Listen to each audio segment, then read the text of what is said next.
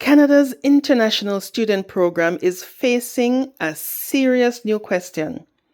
Was the system designed to bring students to Canada also exploited by organized crime? A classified intelligence report from the Canada Border Services Agency is raising concerns about the alleged use of Canada's student and work permit programs by the Bishnoi criminal network. And the numbers contained in that report are startling. Now, between 2019 and 2023, approximately 4,000 Indian students who entered Canada on study permits were charged with nearly 18,000 offenses. And in 2024 alone, more than 13,000 criminal charges were laid against Indian citizens in Canada on study visas. Now, before we jump to conclusions, there is an important distinction. These numbers do not mean that 18,000 Indian students committed the crimes. They represent criminal charges or offenses associated with a much smaller number of people. And the vast majority of international students are not criminals. So what exactly did CBSA report find? And what does this mean for Canada's immigration system? Now, let's break it down.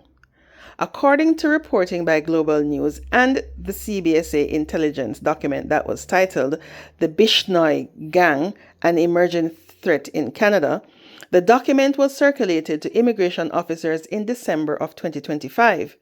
The report described the Bishnoi Gang as having a growing operational presence in Canada and said investigators were increasingly identifying Indian foreign nationals on study and work permits participating in organized criminal activities. The report specifically connected the gang to extortion activity targeting Canada's South Asian communities. According to the CBSA report, Canada's overall extortion rate declined by 10% in 2024. But the number of Indian citizens charged with extortion increased by 47%. Investigators noticed two recurring features in these cases: the name Goldie Brar, and suspects who had entered Canada on student and work visas. That does not mean that every student visa holder connected to one of these cases was a member of the Bishnoi organization. It means investigators identified a recurring pattern that raised national security and public safety concerns. Now, let's look at the numbers more carefully. According to the CBSA report cited by Global News, between 2019 and 2023, approximately 4,000 Indian students who entered Canada on study permits were charged with 17,929 offenses. The report classified approximately 4,920 of those charges as serious or organized crime related. It also reported that 97% of the offenses were considered violent. Then came 2024. More than 13,040 criminal charges were laid against Indian citizens in Canada on study visas. The report identified 2,418 individuals who were charged that year. And this is where context becomes extremely important. Global News reported that those 2,418 people represented just over 1% of the 188,125 Indian students in Canada that year. So let's be very clear. The data does not support saying that Indian students as a group are criminals. It does support the argument that Canadian authorities identified a significant organized crime problem involving some foreign nationals who had entered through temporary immigration program. That distinction matters. Now, the Bishnoi organization has become a major concern for Canadian law enforcement. In April 2026, Canada's Financial Intelligence agency, FINTRAC, released a special bulletin on extortion targeting Canada's South Asian diaspora.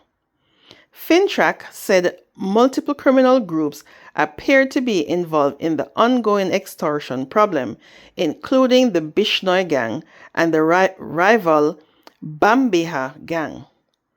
FINTRAC described the Bishnoi gang as a transnational criminal organization with a presence in Canada.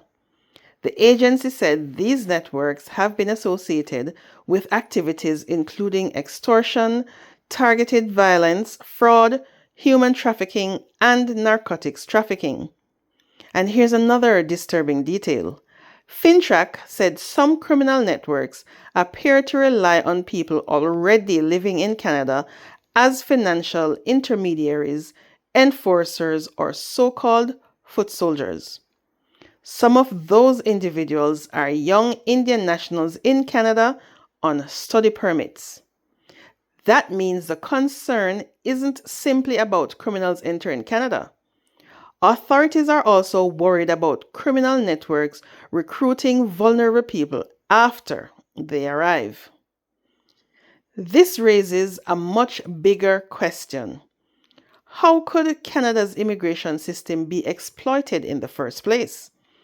A student visa is supposed to be exactly that, a pathway for a legitimate student to study in Canada. But temporary immigration programs can also create opportunities for criminal networks if screening, monitoring, and enforcement aren't strong enough. The CBSA report suggests the Bishnoi network exploited immigration programs as part of its expansion into Canada. And Canada's Auditor General has separately identified weaknesses in the integrity controls surrounding the International Student Program. In its 2026 audit, the Auditor General found that Immigration, Refugees, and Citizenship Canada, or the IRCC, had identified more than 153,000 students as potentially non-compliant with study permit conditions during 2023 and 2024. But the department had funding to investigate only about 2,000 cases each year. The audit also found that approximately 800 study permits issued between 2018 and 2023 involved applicants who had either used fraudulent documentation or misrepresented information. And most of those people later applied for other immigration permits. That doesn't prove that those individuals were criminals, but it does demonstrate that Canada's immigration system had serious integrity and enforcement weaknesses. The report has now become ammunition in Canada's immigration debate. The Conservative Party is accusing the federal government of failing to properly protect Canada's immigration system. Conservative MPs have called for stronger criminal vetting, tougher action against immigration fraud, and faster removal of non-citizens who pose a public safety threat. The Conservatives argue that criminals should never be able to use Canada's immigration system as a pathway into the country. But critics will point out something important. The existence of criminal activity involving some foreign nationals does not mean Canada's entire international student program is fundamentally criminal. And it would be irresponsible to turn legitimate concerns about organized crime into suspicion of an entire nationality or immigrant community. The real policy question is much narrower.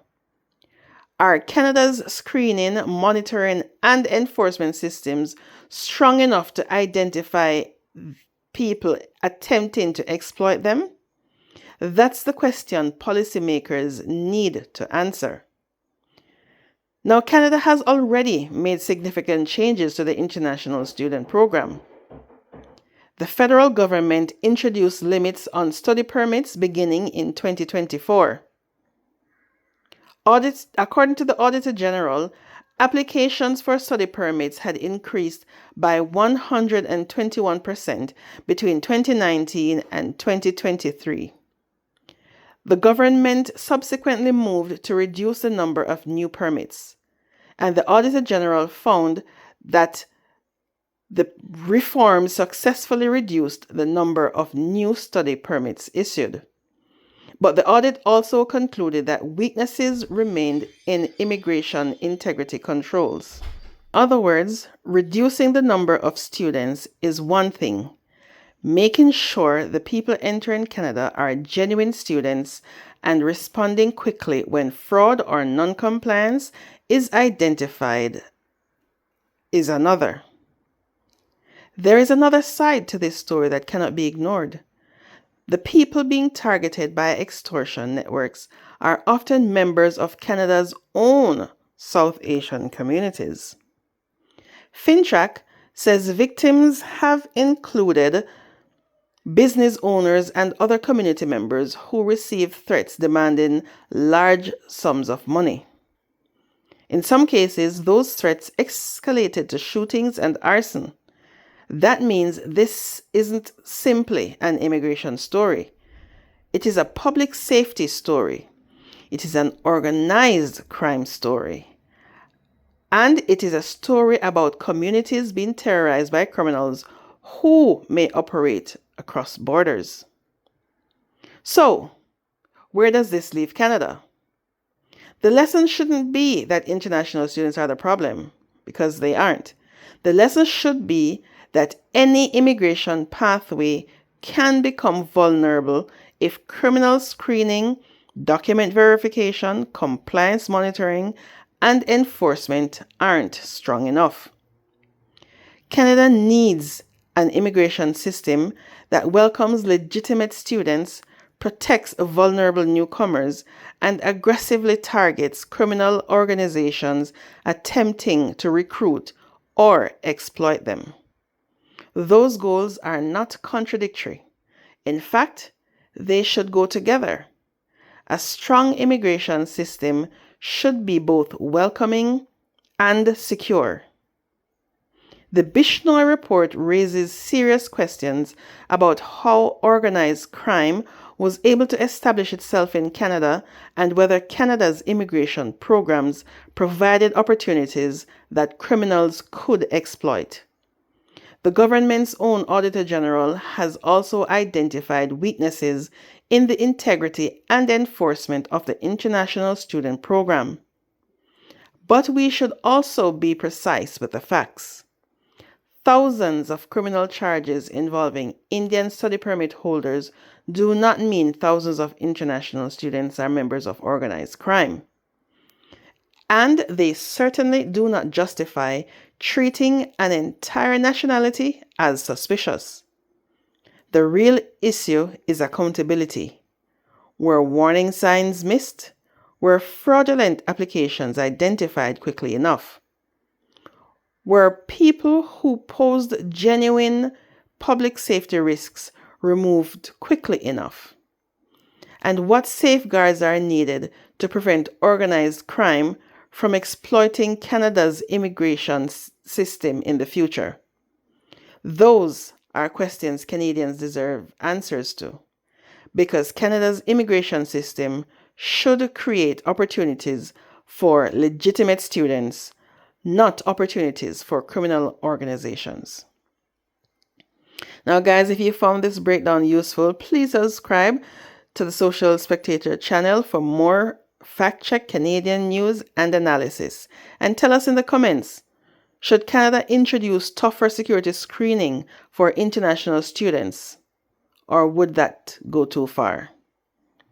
Thank you for watching. And as usual, please remember to like, share, subscribe to this channel, and catch you on the next one.